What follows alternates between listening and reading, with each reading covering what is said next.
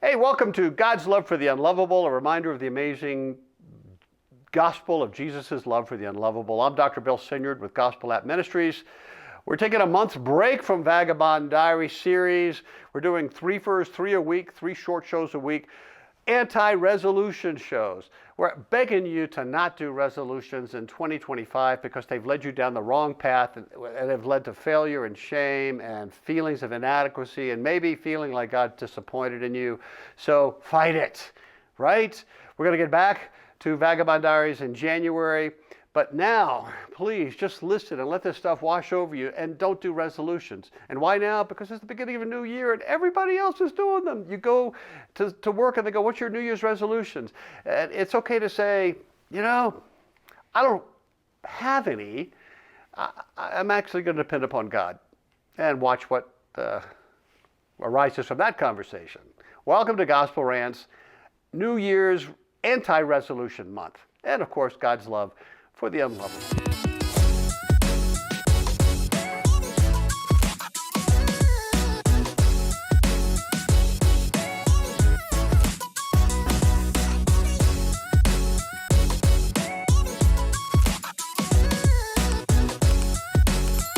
So we're talking about anti-New Year's resolution.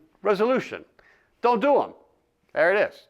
Stop it, take a breath, don't put yourself through it again. Remember last year and the year before and the year before. You don't need to put that shame on you. There's better things you can do biblically, right? Remember, most people don't make it to February, but there is something you can do that should make a noticeable difference in your life. People just might even notice. What? Well, I've published the first in a trilogy of books about underappreciated and unnoticed women in the Old Testament, dance daughters of the Most High, number 1.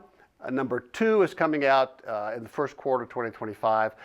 The book's a lot of fun. These are heroic women of faith who many have not heard of or haven't heard much about or have heard they've been misrepresented somehow. But you should hear their stories. It's great for women's Bible study groups and book clubs. Check it out. Well, here's the thing. I've identified 5 fingerprints of the Holy Spirit that seem to be evident in their lives. In the New Testament and parts of the Old, when the Holy Spirit comes upon someone, it's observable. Think Acts 2, the miraculous babies to bear women in the Old Testament, super strength and might that comes upon a person to defeat the enemy, think Samson. But most of the time in the Old Testament, the coming of the Spirit is not so noticeable.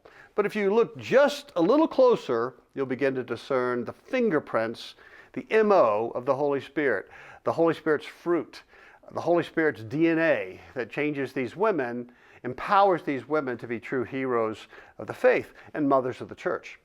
So this New Year's, why not ask for these 5 fruit of the Spirit, right? This is not, I'm really going to try harder kind of thing, right? This is, God, all right, I'm beginning to believe that I could really use your fruit in my life right now. It would make me a better person. It would make me love people more. I would feel your love more. All right, I'm asking God for those fruit. They're God-sourced. They're not from you or from your DNA. Don't try to do them harder on your own. That's not going to work. So here they are. Number 1, a radical sensitivity to God and His calling. Number 2, a miraculous present experience of the favor of God. I mean, we know we have His favor, but to feel it, right? 3, a superhuman dependence upon God. 4, God-sourced sacrificial righteousness. I'll explain what that is. And then lastly, God-sourced wisdom and shrewdness. That may surprise you. So we're going to look at each one in subsequent anti-resolution shows just to give us an idea of what we could be doing as we depend upon God. In each case, I'm going to give you an example of a little-known woman or misunderstood woman in the Old Testament who seems to be filled with that powerful fruit. And they just seem different than other women and men around them. They become heroes of the faith and mothers of the church. Not perfect, but special. You'll see what I mean.